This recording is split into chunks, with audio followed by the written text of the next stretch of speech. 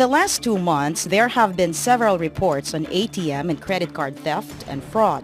Victims of such crimes lose as much as 100,000 pesos in one banking day. One ATM card fraud victim lost a total of 400,000 pesos in one day after thieves withdrew money from her ATM account 10 times until the account was drained. Other victims are unknowingly charged with bogus purchases using their credit cards.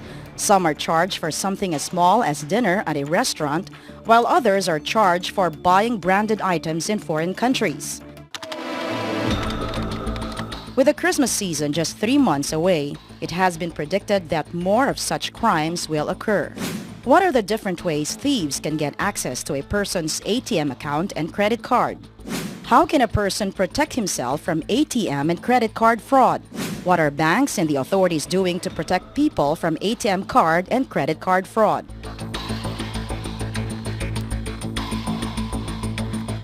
Good evening. You are watching Legal Help Desk on 9TV. This show is about making the law work for you by giving legal advice on topics that matter to you. I'm Attorney Jimeno. And I'm Attorney Nepomuceno. Tonight, we will discuss your legal rights against ATM and credit card fraud, what you need to know to protect yourself against this kind of crime, and what you need to do if you or someone you know has become a victim of it. Our guests for tonight are Police Chief Inspector J. Guillermo of the PNP Anti-Cybercrime Operations and Training Division, and Attorney J.J. Decini of the UP College of Law. Good evening and thank you for being with us, gentlemen. So Chief J and JJ. Attorney JJ. So we have JJJ. Yes. Right. Okay. All right. Well, thank you very much for joining us. Obviously, this is a very relevant topic. We've seen a lot of complaints on social media about people getting, I guess, scammed sa ATM nila. Perhaps we can define first, no, yung mga different crimes. Yeah. Involving ATM. I guess we can start first with credit card. What type of crime? I guess crimes or frauds are prevalent when it comes to credit cards? Well, I guess there are different kinds of ways you can be defrauded. Credit cards. So I guess you can split them between offline and online fraud. I guess on offline fraud, one of the things that we're worried about is a practice called skimming. And this is a small device, for example, that you can clip onto your belt, where you give, where somebody who has your credit card just swipes the magnetic stripe, and on that basis, the information on the magnetic stripe can be collected, and that information can then be downloaded, and on that basis, they can make other cards. So that's one form of offline fraud. Another would be to steal someone's personal information, their name, their address, and then make a fake ID, and on that basis, apply for credit cards in that person's name. So that's even possible. Okay, so what happens is that they rack up credit card charges and they don't pay it. It's like identity theft. It is identity theft, exactly. Yeah. So, all right. So let's go to ATM fraud muna tayo. Maybe we'll start off with ATM fraud. Maybe we'll one by one, no? The credit card we'll discuss it later. But ATM fraud, how does this happen, naman, for ATM? Well, for ATM, is it the same? No, the ATM, sa ATM fraud kasi it is the machine that will be compromised. Okay. Now, how does this work? They are putting a device. It can be a skimming device. It can be a camera. Okay. It can be through the pad. The pad itself. Yeah. So they will capture all the PIN code. All right. Okay. And then if they capture the information through the ATM, there will be a card reader. And they will transfer the information to another card. So this usually happens if they gain access of your ATM, tapos someone will put either a card reader or a... No, the information will be transferred through a card reader because you cannot transfer the data from the ATM without the card reader. So you're saying that someone puts it in the machine itself? Yes. Okay. Right? Is there a way to identify that? And the part of from the bank is very hard for them. It's only when they know that a certain ATM is compromised when they receive a report coming from the owner of this account. But if I'm an ordinary ATM user and I'm trying to get money from an ATM machine, do you have tips on what I should check? Yung Yes, lalagyan ba ng there are slot tips. or yeah. Because the slot card, or if you are putting the ATM card through the machine, sometimes they cover that slot part or the slot card that will capture. So as we are looking for this the ordinary ATM, there was a light that's blinking. Right. So other schemers, they will put a capturing device there. So the light that is blinking through the machine, it would be covered. So hindi mo siya makikita na umiilaw. Ito yung ginagamit nila to capture the data from the ATM card. So basically, if I enter my card and it's not blinking, then I should be worried. The ATM is compromised, the machine. But in that case, in that scenario though, my card's already being compromised. Yes. What can I? So when the ATM will get out, you have to change your PIN. PIN right away. Yeah. But ako naman, I'd like to go back sa credit card because meron nga offline and online. And actually, recently, my husband was just saying, kaninang umaga, your topic is very timely because one of his partners, for instance, got a call from his credit card company here in the Philippines and said that they are putting a stop muna to the use of his credit card because they've noticed a jump in expenses worth over 300,000 pesos made to his card, and he's actually out of the country. So, pag ganon, what's the liability of the bank in terms of, one, having you giving you right away some other credit card that you can use, and second, making sure that you will not be asked to pay for any of the fake or fraudulent charges? Yeah, so what will happen there is that the bank that issued the card will require the cardholder to submit a dispute form. And then the dispute form is then presented backwards to the network, credit card network, whether it's a MasterCard or Visa or JCB. And then when the charges are successfully disputed, then it is the merchant who will suffer the loss. So the bank will not collect from the cardholder. The bank, to secure the cardholder's rights, will usually cancel the card then and there and hand deliver a new card for the So cardholder. the bank will not pay the merchant. Yes, correct. So that's called a chargeback. The merchant is the one that suffers the loss. So if you're, say, a bookseller on Amazon and you ship 20 books on a fake credit card, you end up bearing the loss because you won't get any money from the card network. Just curiously, how do the merchants then protect themselves? Yeah, if I'm a merchant and I'm selling goods and services online, right? How do I protect myself from credit card fraud like that? So one of the things they do is same thing as the bank. They look at strange activity, unusual activity on a particular credit card. So like in the case of your friend, what happened there was that the bank detected there were all these transactions which were unusual for him. In fact, in some cases, some banks, if you use your credit card for an unusual transaction, say an unusually large transaction, you receive an SMS from them or you receive a call. Happened to me. Yeah. That's right, because their algorithm has detected it's an unusually large transaction. This person doesn't usually use his card for this purpose. Let's call and verify if it's actually an authentic transaction. That's a good practice, but at least in that scenario, you have the bank itself acknowledging that there's something wrong with your card. Right. But what if I'm the one who noticed it in my statements, in my credit card statement, and saw a charge that is not mine, and I'm being charged for it? What procedure should I follow? Because sometimes the bank disputes that and says, That's right. Yes, no, it's the regular, you have to pay that. So normally, ginagawa ng they will report it to the bank. So, for example, ang requirement kasi kung minsan ng banko, you have to report it to the police. So, what we are doing is make a certification. So, kung ayaw maniwala sa akin, if I report it, I should go to the police and file a police report. Yes. And will the bank take into consideration the fact that you never naman reported a false purchase before? They'll take a look at your credit history, right? Yes. In other words, kung meron ka ng history na nagloloko ka, you've been I guess charging or claiming purchases that are not yours, I would imagine that perhaps you will not win. Like you have a record of Yeah, claiming of claiming- transactions which actually are your transactions. yeah. I suppose they would cut you off at some point. But if it's a legitimate transaction, sorry, it's a transaction that is really not yours. So you have to be vigilant. You have to look at your bills. You have to go itemize your transactions to see if all those transactions are yours. Usually, I think sometimes they put a time limit. You say, like 60 days after the statement is issued, you cannot contest the validity, especially if you've paid. But in some instances, what you do is, if you feel that something is wrong, you call and you dispute it, you file the dispute form, and then you pay the bill without that amount. I'll go into that, yung who bears the loss. So, Yeah. for instance, for credit cards and ATMs, nananakaw naman, for instance.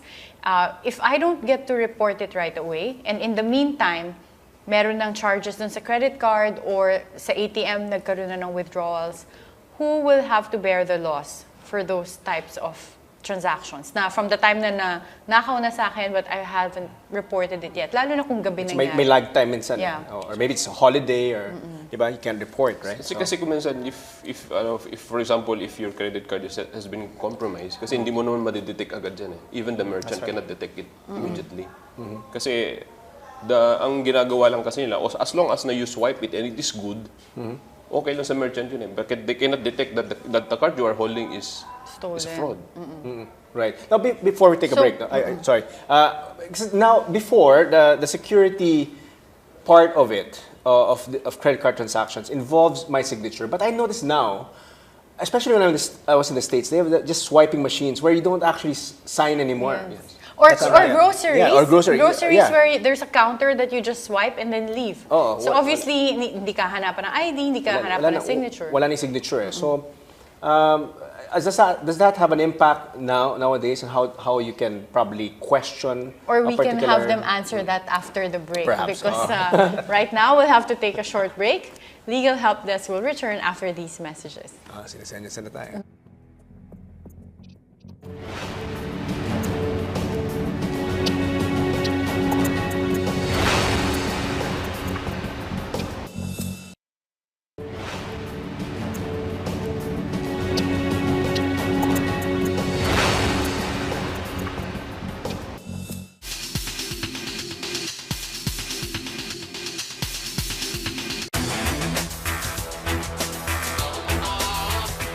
In the first half of the year, news of ATM theft and fraud have become rampant. To protect yourselves from such crimes, you need to know the kinds of ATM fraud being committed. The first is double swiping. It is the oldest and most common method wherein a second person like a waiter or a store employee swipes your card twice at the cash register to capture the card number. The second kind of ATM fraud is grabbing. The thief would place an item, sometimes a chewing gum, inside the card reader to prevent card owners from removing their card from the slot. In a more elaborate scam, the thief would pretend to be concerned and offer to help the card owner by suggesting that they enter their PIN a few more times until he memorizes it. Skimming is the more popular type of card fraud today. The thief would install card reading devices and tiny cameras in ATMs to get your card information, or they would install fake keypads to capture PIN numbers. Thieves carefully orchestrate ATM withdrawals, meaning in one day, they max out cash withdrawals and wait until after midnight for the next round of withdrawals until the account is drained.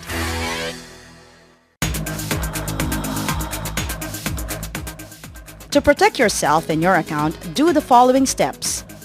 Cover your password or PIN with your hand by covering the keypad. ATM thieves can't access your account. Use familiar ATMs and limit your visits.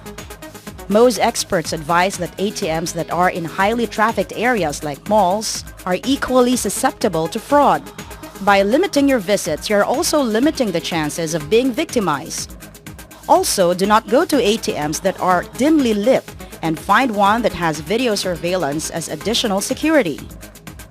Check your bank balance frequently.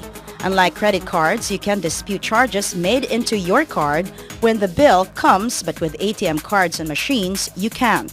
You also have a limited number of days to report a fraud. Sign up for updates and alerts on your account to keep track of your finances.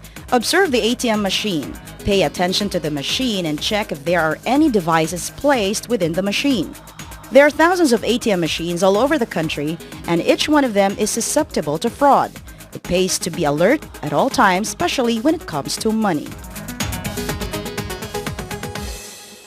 You're still watching Legal Help Desk on 9TV with our guests, Chief J. Guillermo and Attorney J.J. Decini. Okay, Chief J and Attorney J.J. Just before the break, we were talking about credit card transactions now that sometimes don't require any more signature. Dati kasi, when you sign a purchase, that's sort of like a security because it has my signature. And very old school pa before they even have that thing na talagang hard copy, The hard yung copy, sinaswipe. ganun. Oo. Ngayon, wala na. Minsan, they have swiping machines. I just got back from the States, and there, wala na signature. It's just, you just swipe, and you'd get a text message from your bank. Sometimes you don't Or even if get a you transaction don't, receipt. yeah. They said, we'll email you the receipt. Yeah. Yes, So exactly. in that case, Yeah. if you've already basically lost your card and someone's already using it, if you incur charges prior to you reporting, what's your argument there with the bank? Are you required to pay for those purchases, or can the bank argue that you didn't report it right away, Right. so you have to pay for all of those fraudulent transactions? So a lot of these credit card issuers have 24-hour hotlines, especially for lost card reporting. In fact, when you call these hotlines, normally they have a separate hotline for just reporting a lost card, or there's a priority lane where you can report lost cards. Now, normally they'll give you like let's say you just lost it, you lost your wallet, they'll give you like maybe 48 hours, they'll suspend the card before they actually cancel it. But their standard position is that any transactions that happened before you reported it are for your account. Now, if you're lucky and the person used it in a situation where they were asked to sign, then you can dispute the transaction on the ground that the signature is different from yours. If indeed the signature is different from yours. And therefore, the merchant will have to bear the loss. Yeah, because for the merchant, being negligent not to check. Yes, not to check. They can check. check. That's their job. Yes, that your signature's on the rear of your card, and they can compare. They're Now, supposed to. what are banks? Obviously, everyone's concerned about this. I guess my question is, what are the banks doing to ensure to protect the consumers who are using these cards? We've been talking to the banks that they should add another security on it. Kasi talagang ang magnetic stripe is talagang ano po kasi yan eh. Talagang susceptible talaga. Susceptible to fraud po yan. Okay. Si Attorney, si Chief J kanina was saying that even with credit cards, merong scam or pinapalitan yung name. Ito po yung tinatawag din ng cloning. Kasi yung paggawa po ng card, kasi ngayon, di ba, sa mga offices, gumagamit po ng magnetic stripe. Yeah. So, ganun din po yung principle nun. So, if I have the card and I have the machine, I can copy. If, for example, I have the bank information, I can transfer it to another card, and I have to use my own name. And in the meantime, na-charge siya dun sa So to the owner of the credit card owner. yes, to the true owner of the In other words, your name will not appear electronically. It's Yes. just the account number. account number. It's a So swipe for example, na lang, yung swipe. sinasabi nyo nga kanina na pipirma, kaya ko rin pumirma kasi the signature that will appear on my credit card will be my signature. So if pag I will sign the mga transactions ko, that's the same with the signature that will appear on the card. And in this case, this is more difficult because the real card owner does not even know na may fraud na nangyayari Yes, because yes. hindi naman nanakaw from him or her. Physically, the ATM. Yes, so, or the credit ATM. card. So in that case, who bears the loss? Kunwari, in the meantime, meron na nag-withdraw ng pera because na-copy yung card ko. So may mga nabawas na, like let's say 50 or 100,000 pesos, or meron na mga na-charge sa akin na malalaking amounts. What can I do as the owner of the real card? Right, so in the situation mentioned by Chief J, what happens is that it's my credit card information, but he puts it on a card with his name and his signature. Yes. So from the standpoint of the merchant, nakita niya na Same. nagmatch yung signatures. Well, if it's my card information, I can still dispute the charge because I only authorized the bank to approve charges with my signature on it. Yes. And those are not my signatures. I still have a defense. And the bank will again charge it back to the merchant. So the merchant will always, that is the standard industry practice. It's the merchant who bears the loss. So it's the merchant who has to be very vigilant in making sure that the charges are. Now, at the are same time, the Kawawa pala yung mga well, at the same merchants, time, no? If they're at the same watching time, this, though, Yes. poor merchants. at the same time, I would assume that the reason why the merchants are allowing this is because if they don't have this electronic payment system, Limits their market. limited yung market nila, di ba? That's right. There's That's less sales, no? So, what do they do? Do they normally insure themselves against these Or is type that of even an transactions, or it's part of the insurable laws? interest? I'm sure you can get some insurance for that, and then basically just pay the premium. Or it's part of the cost of operations? I think it's just part of cost of doing business. Oh. So in the case of your risk is less if you're an online business.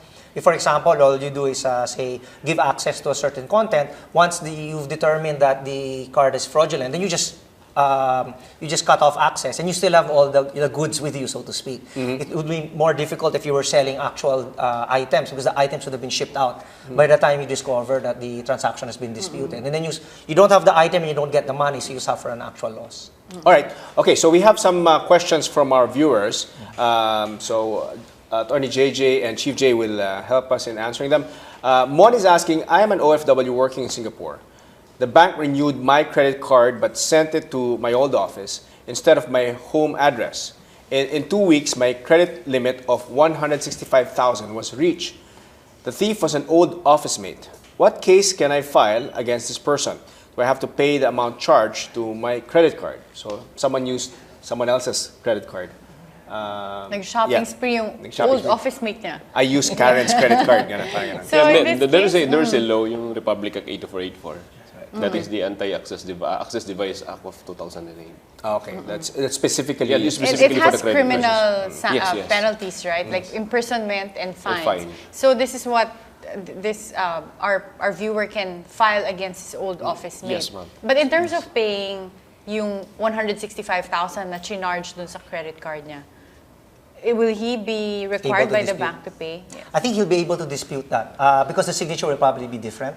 Plus, he can prove that he actually did not receive the card in that place, and it becomes a dispute now with the bank and the messenger service, because it would seem that when banks deliver credit cards, the messenger delivering the credit cards under strict instructions to make sure that the delivery is made to the actual person, if not to a person with an authorized signature letter, authorization with proof of ID of the recipient. So so the bank will then offset its losses against, say, the messenger. Is it legal for banks now to just mail the credit card and say that, oh, we mailed the credit card to you, that's already effective, and so we'll charge you annual fees and whatever? In the US, they do that. They'll mail you a card. It's not activated, but the moment you use it, it's activated. Yes. They do it here as well. Yes. I've received, I've received two cards, yes. credit cards. But by maybe hand delivered to your house. Not meaning not through the postal service. I think Yes, that would be a bit risky. you have to receive it. Yes. Somebody has to physically receive it. Yes. Even though you have no relationship with that bank, they'll just send you a card. Yes, and then it's not activated. And you can dispute that. You can dispute it if it's used by others. By someone else. Yeah, yeah. and if you've never used it. All right. Yes. Okay, our next question is from Pierre. While vacationing in Boracay, 2 transactions totaling to 10,000 pesos were made at a restaurant in Metro Manila. I later learned that the thief attempted to make 3 transactions, but the third attempt was denied due to lack of funds. I already called the bank for help, but so far they have yet to do anything regarding my case. What are my other options for this case to push through so that I can get my money back? Parang debit card yun, no? Kung Yeah. Yes. See, you were saying nakuha na na charge yung pera. na, oo. it's insufficient funds. Oo. Unless insufficient I credit. think it's debit card na. Yeah, Kasi okay. hindi naman mag-insufficient Yeah. unless ma-reach mo na yung limit, no? But in this case, he wants his 10,000 pesos back because nasa Boracay siya and the charges were made in Metro Manila. How can he compel the bank to charge it back to Yes, him? so, sabi ko nga kanina, for example, if there are cases like that, kailangan pumunta siya sa police to make for a us- report. Yeah, yeah.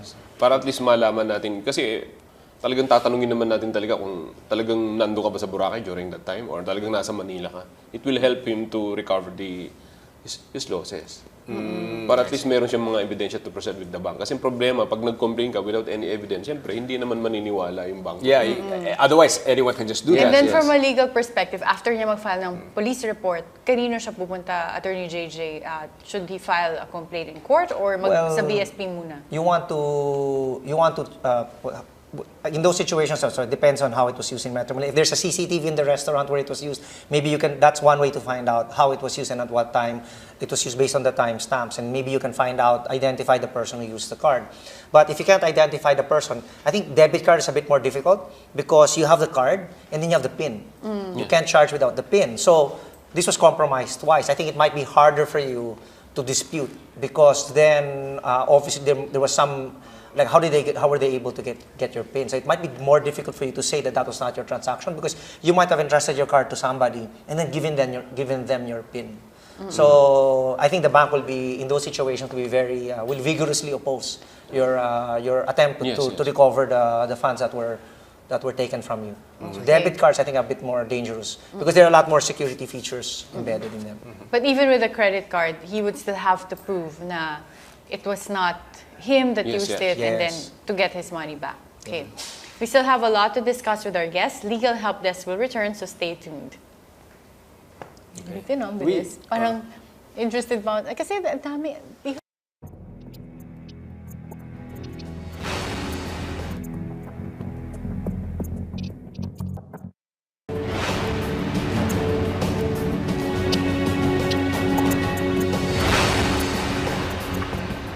You're still tuned in to Legal Help Desk on 9 TV with our guests, Chief J. Guillermo and Attorney JJ Decini. All right, let's talk about the various cases that you can file, assuming that we can find the perpetrator now. But we know that it's very difficult to really discover kung sino nag-commit ng crime. But let's say you have someone in mind, or you have an idea. Like what possible cases can you file? I know that you mentioned the Republic Act 8484, and can you also file cases under the general provisions of the Revised Penal Code on fraud? Or well, if you use the computer and let's say it's an online transaction, you might be able to file a case under the Cybercrime Prevention Act. Section 6. Yes. Ito yung mga online purchases online or pag ginamit yung purchases. credit card mo to pay for mga online tickets or basta anything Or online. you can try identity fraud, which is also punishable under the Cybercrime Prevention Act. So there's when you use personal information and use that against the person, pretending to be him, then that would fall under identity theft, and therefore you can use that. You can try to use And the that first on top thing you of the other. can do is go first to the PNP. Yes, to the police Yes. or to the other law enforcement agencies that do conduct investigations. So it's essential to have a police report first, or it's Yes, very yes. helpful. So, Okay. talagang yun naman ang requirements ng bank. what division? I'm sorry, they go to your division. Yes, to the PNP at Cybercrime Group. Cybercrime group. Yes. So Pati We are- po dun sa Republic Act 8484 when it comes to mga credit cards, Yes, yes, ATM, yes. they go to the cybercrime Yes, division. Okay.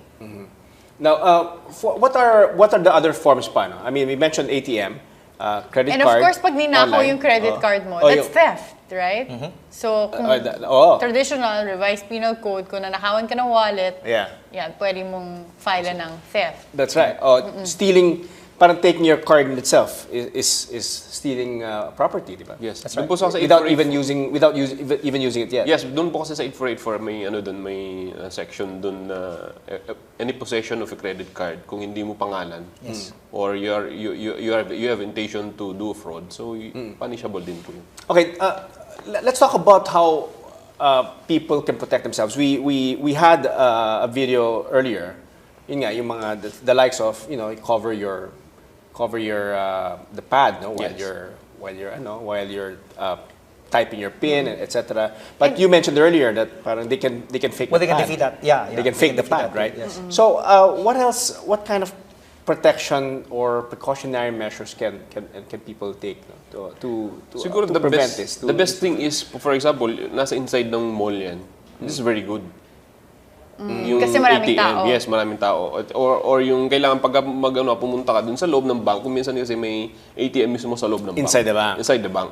So mas ano yan? Yes, and then wag kang do not withdraw to any ATM during 12 in the midnight up to 3 in the morning or between 10 p.m. up to the morning. Kasi yan ang time na these criminals are, they are getting information, they will harvest information. And kanina, Attorney JJ also gave a very good tip na because meron nga magnetic strip minsan that detects your ATM PIN code and it's laid over dun sa mismong ATM pad. Yes, keypad. So usually look for either a sign where some banks Right. post. They post what the machine is supposed to look like.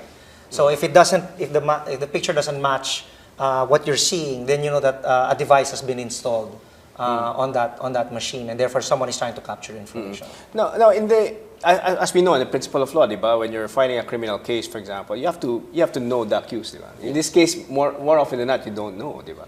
But I have, the only thing I know is that the bank cannot take it away from me, meaning, so is the bank the proper party that I go up against? No, ang ginagawa kasi natin minsan, talagang, for example, kasi my card has been compromised.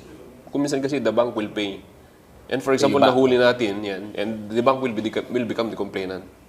Against that person. Yes, Who, So hindi na nila ini-istorbo yung mga victim ng fraud. Okay. What if it comes to the point na, remember if meron charges against you, tapos kino-contest mo nga, but the bank refuses to pass on the charge either to the merchant or refuses to believe that it's fraudulent, or even if it's fraudulent, gusto ka pa rin i-charge. So basically, paulit-ulit na lumalabas sa credit card statement mo yung charge, or they keep harassing you to pay for the balance.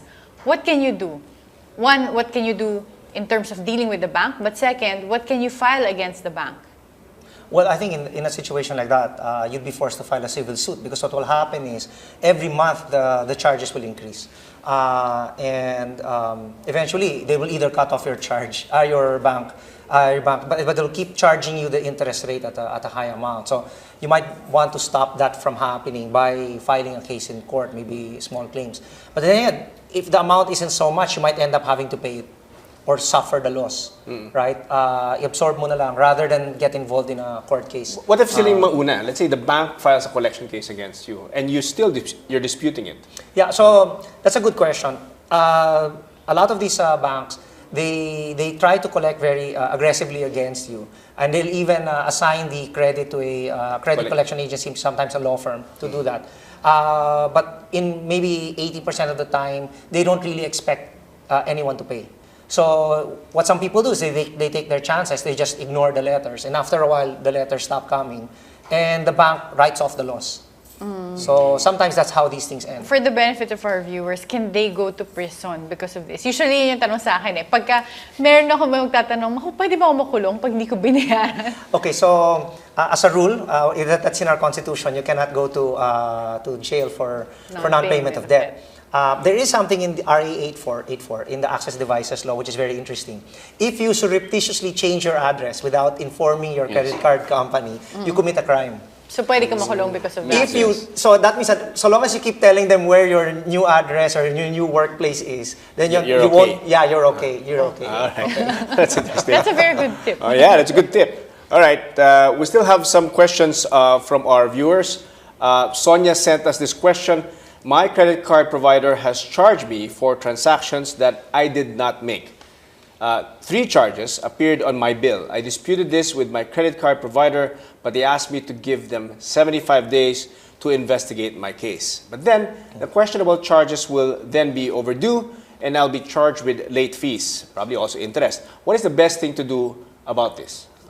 Okay. Is this a legal issue or more of a kind of a business It's a bit of issue? both. Yeah. So this happens to me about 3-4 times a year. Where have you been using your credit card? Online, right? Okay. So if you truly believe that that transaction is false, that's not your transaction, you're better, you can contest it. You keep calling the bank and you tell them, I'm disputing this, I'm not going to pay the charges. So in that situation, you're confident that you will not have to pay that in the end, that they will resolve it in your favor. If it's a bit questionable, where it might have been something that you might have signed off on, or you have a dispute with the merchant, the card company might not rule in your favor. What happens to those charges if you don't pay them? At the end, when they resolve it against you, they'll charge all the interest fees to you. Okay. Yes, and that's a good source of income for the issuing company, because the credit card charges, the interest rate, a lot of that goes, and the penalties go to the issuing bank. that issues the card. I see. Okay. So really have to gamble. Bayaran ko na ba? Oo nga. That's why kanina, Yeah. Attorney JJ was giving practical advice. Kung hindi naman malaki yan, siguro isettle mo na lang para... Anyway, they Hindi ka na return ma-hassle. it. If later they rule in your favor, they'll return the money to you. Okay. Okay, another question from Tony. Aside from reporting to credit card companies, where else can I report incidents of credit card fraud? What information will they require from me for my case to push through and for the thief to be apprehended? Ayan, Chief Jay, baka kinaso na? Yes, kasi talagang we've been talking with the Bank Security Managers Association and the Credit Card Association of the Philippines. They are the one who are in charge. Yung sa ATM is the BSMA. So talagang you have to file a proper complaint with the police. As an additional Ang evidence. PNP ba, Chief Jay, up to date naman sa technology that's available in Yes, protecting yes. them, no? So yung the advanced technology that banks have, you're quite familiar with Yes, those yes. technologies. Kasi there is a continuous collaboration with the bank and also with the credit card associations. But according to, I see some documents there of data. No? Yeah, Nag-increase ba? Every year, is it increasing this Yes, credit it is card? increasing kasi ang loss talaga ng bank according to the Bank Central Report is there noong 2013 220 million ng loss Wow, for just the because ATM and of the credit card. Yes. both ATM and credit card fraud. Ganun po siya kalaki. So it's not ordinary katulad dati na robbery is talagang ngayon they are into skimming device and online Sophisticated na. No? Yes, so, yes. so definitely sophisticated na. So, and again, at least insofar as earlier, Attorney JJ provided some tips.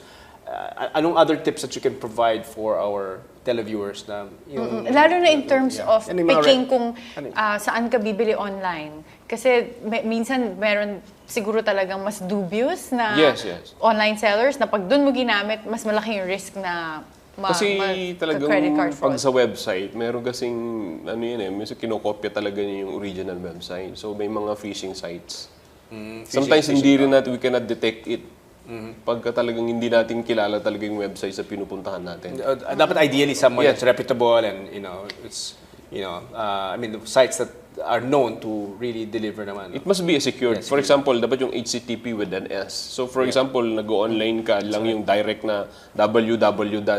Lalagyan mo HTTPS. Yes. right. So dapat may ganun siya. So if you are doing online with yung www without any Dapat it's a HTTP. site with an S, Yes, HTTPS. yes. All right. That's, It's secured. It's an encrypted session. Yes, yes. Okay. Okay. All right. We have our Very last good question no? From Reb.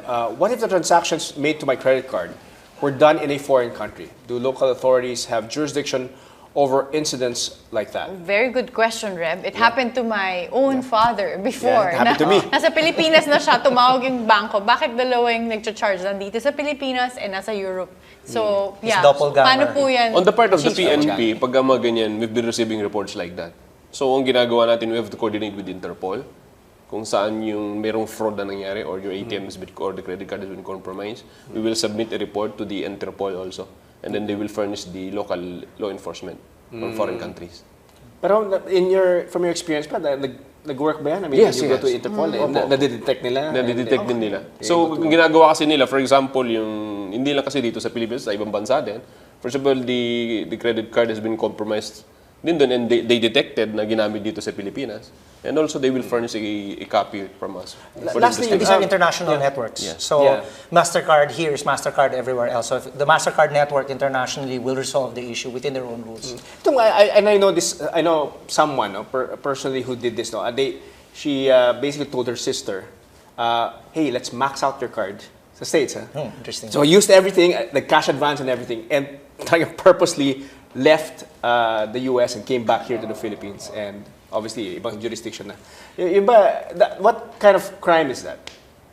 It would be subject to Well, the laws okay, so the abroad. penalty for that actually is not, I mean, because they can argue you can put me in jail for non-payment of debt, right? So there's that. Yeah. But in the US, the penalty is that your credit rating will go crazy. So your credit rating will go down, and there are many things you can't do if your credit rating is bad. In this country, we're trying to do that. We do have a credit rating bureau, and there's a government agency where the government is trying to get all this information out there so that credit card companies will know what is the credit rating of a particular individual. And this will lead other people, like say if you want to rent a house, it might get to a point where you want to rent a place to live. They won't rent into you unless your credit rating is good. So that will be the penalty. You don't want to to screw up your credit rating because there's so many other things that you can't do. Yeah. And also, Rod, if it is considered a crime in the U.S., they might be prosecuted in the U.S. So probably next time they're back in the U.S., maaresto sila, di ba? But that's a crime in the U.S., di For ba? example It might po be na fraud. proven guilty,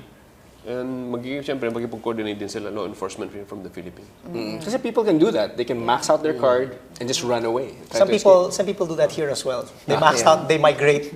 So if they get deported, they get into trouble. Okay. All right. Sige, it is a crime. Don't do it. Yeah. Okay, but thank you so much again. Attorney JJ, thank you for taking the time to be here. He's actually an expert in cybercrime law. He was one of the people who orally argued for the constitutionality of the law. So Right. he's really an expert on that. And thank you for taking the Thank time you. to be here. Thank you. And of course, our chief Thank PNP you. from the Cybercrime Division. And for people who have been defrauded, he's a good person to know. Tandaan niyo po yung mukha niya because you can report violations to his division po. Thank you, Chief J. Guillermo, for joining us tonight. So thank you. All right. Okay, stay tuned. Legal Help Desk will be back after this break.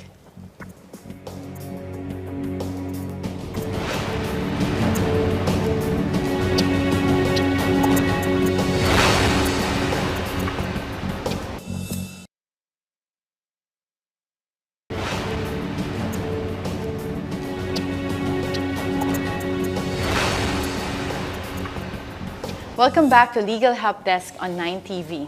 And today we had a very timely topic. Lalo na since Christmas season is around the corner. Yeah, Merry Christmas. Yes. It's September 1. Wala pa Halloween eh. Pero based on findings daw kasi, usually, tumataas yung incidence of ATM and credit card fraud pag papalapit na yung Christmas season. Yeah, and it's sad though kasi unlike other crimes now where usually the perpetrator is quite clear, no? Well, let's say it's rape or robbery or even yung mga tandem, no? May mga perpetrators talaga. Ito medyo mahirap silang hanapin and they're tougher to detect. And like one of our viewers who asked, sometimes the perpetrator is in another country. Yeah. Diba, na parang nagagamit yung credit card mo abroad.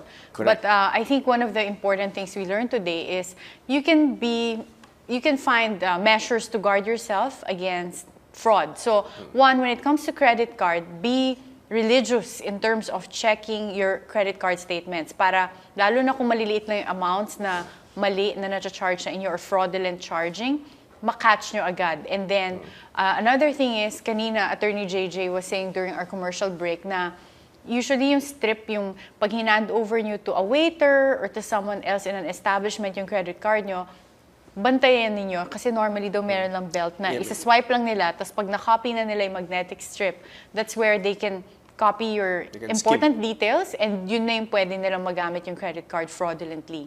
And in case manakaw naman yung credit card, you have to report right away. So your banks usually have a 24-hour hotline. So report the loss right away because usually kung merong charges against that card from the time na hindi nyo pa na-report, that's when it becomes a gray area na pwede kayong ma-charge pa rin ng bank ninyo even if nanakaw na sa inyo yung credit card. And also, yun nga, if you have questions about your credit card, no, may mga certain charges there, and you feel that man you have proof. For example, you were in Boracay and then your card was being used in Metro Manila. If you have the proof that you were indeed physically in Boracay, then you have to, I guess, come up with documentary evidence, no? Your airplane ticket and your hotel book, your hotel voucher, and use that. Go to the PNP Cybercrime Division, and using that police report, you can actually then now make a claim sa bank nyo, no? Sa issuing bank nyo. So it's not lost, no? Whenever, but it is a hassle. But all's not lost. If something is charged against your credit card, all is not lost. But it's a little tougher though pag things get lost or amounts are lost in pag debit card. Kasi pag debit card, there's an additional security of a PIN. No? So basically, because of that additional security of a PIN and not just the signature, medyo yung mga deductions from your debit card, from your ATM card, are a little tougher to contest. No? So at the end of the day, you have to be, just like in any aspect of our lives, no? We have to be very careful whenever you mag-withdraw kayo. ideally sa ATM, no? Ideally inside daw the bank, yung mga ATMs inside the bank, or let's say in a mall kasi it's very busy. In all likelihood, the ATMs there are not compromised. It's the ones that are isolated sa outside, no? Na ATMs, yun ang mga delikado, and try to avoid that. In terms of reporting, kanina very helpful yung tip ni Chief J. Guillermo of the PNP Anti-Cybercrime Division. Doon kayo pumunta. Sa kanya po kayo sa division niya kayo magre-report ng mga credit card or ATM fraud. All right. Okay, now over the week, we have received some questions and comments from our viewers on topics we have previously discussed. Miraflor asked us, I'm applying for a passport, but the name on my NSO birth certificate is different from my valid IDs. Should I use the name registered on my birth certificate, or do I need to undergo the process of changing my name? Yan. I guess, Miraflor, the important question here is, which one is your real name? Kasi, of course, in terms of for legal purposes, yung birth certificate mo that's registered with the NSO prevails over your other IDs. So, what you can do is, kung mali yung nagre-reflect dun sa birth certificate mo, you will have to file a special proceeding for change of name, lalo na kung hindi lang clerical error. Clerical error, as in halatang typographical error lang, you don't have to go through a special proceeding. You can just go to sa register para baguhin nila.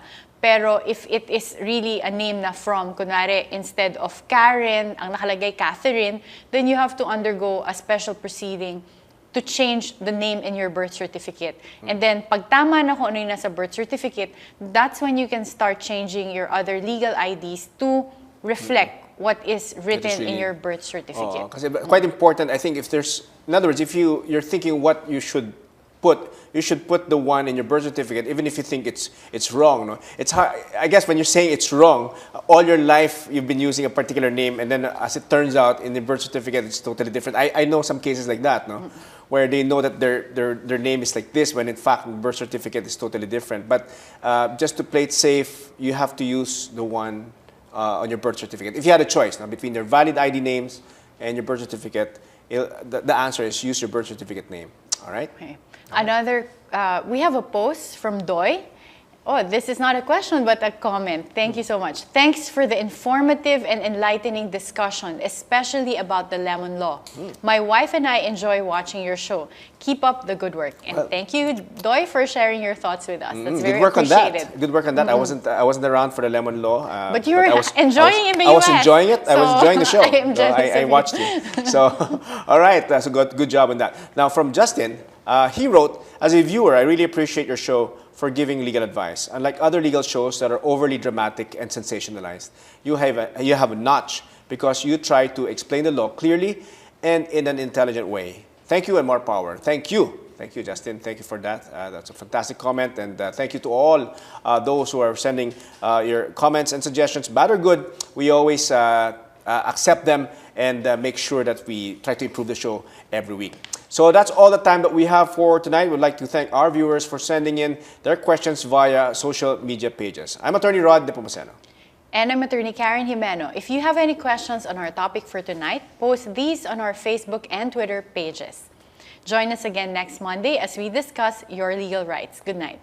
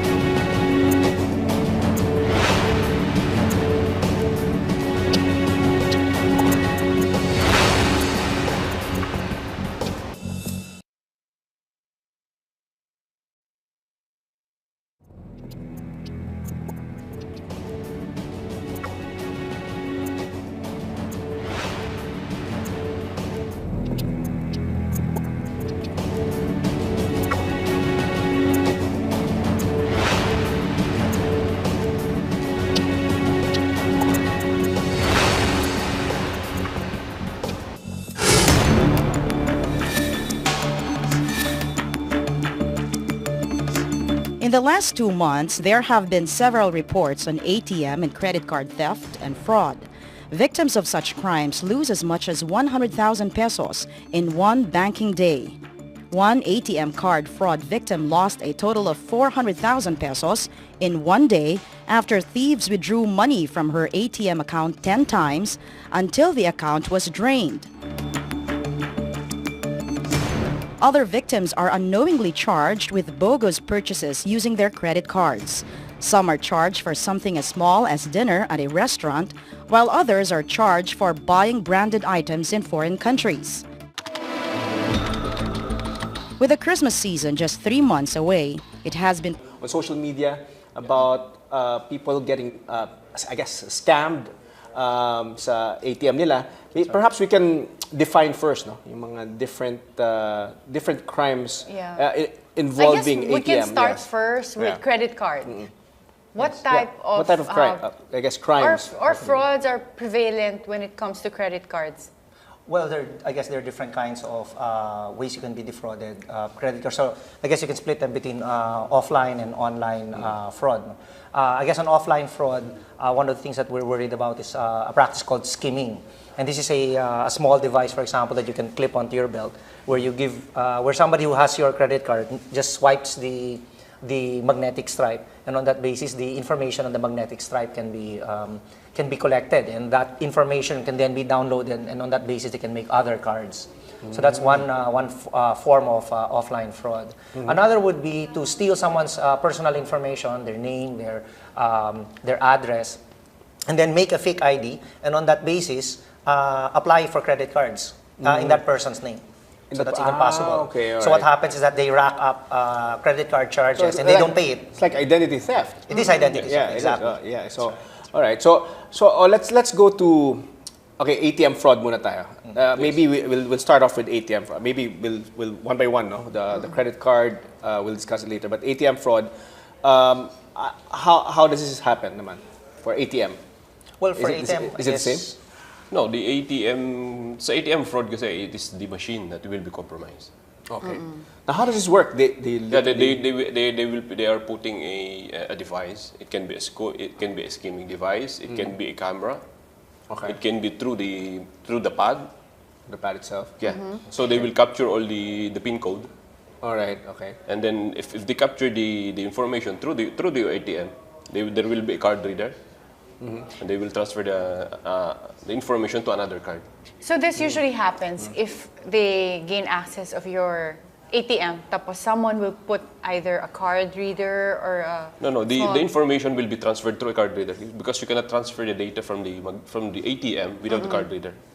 So you're saying that someone puts it in the machine itself? Yes. Okay. Is there a way to identify that?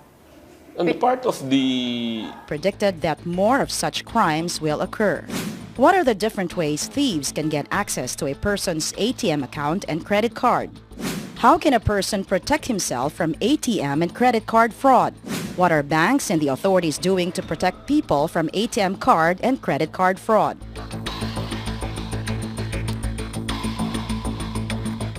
Good evening. You are watching Legal Help Desk on 9TV. This show is about making the law work for you by giving legal advice on topics that matter to you. I'm Attorney Jimeno. And I'm Attorney Nepomuceno. Tonight, we will discuss your legal rights against ATM and credit card fraud, what you need to know to protect yourself against this kind of crime, and what you need to do if you or someone you know has become a victim of it. Our guests for tonight are Police Chief Inspector J. Guillermo of the PNP Anti-Cybercrime Operations and Training Division, and Attorney J.J. Decini of the UP College of Law. Good evening and thank you for being with us, gentlemen. So Chief J and JJ. So, Attorney JJ. So we have JJJ. Yes. Right. Okay. All right. Well, thank you very much for joining us. Obviously, this is a very relevant topic. We've seen a lot of complaints on. From the bank, it's very hard for them.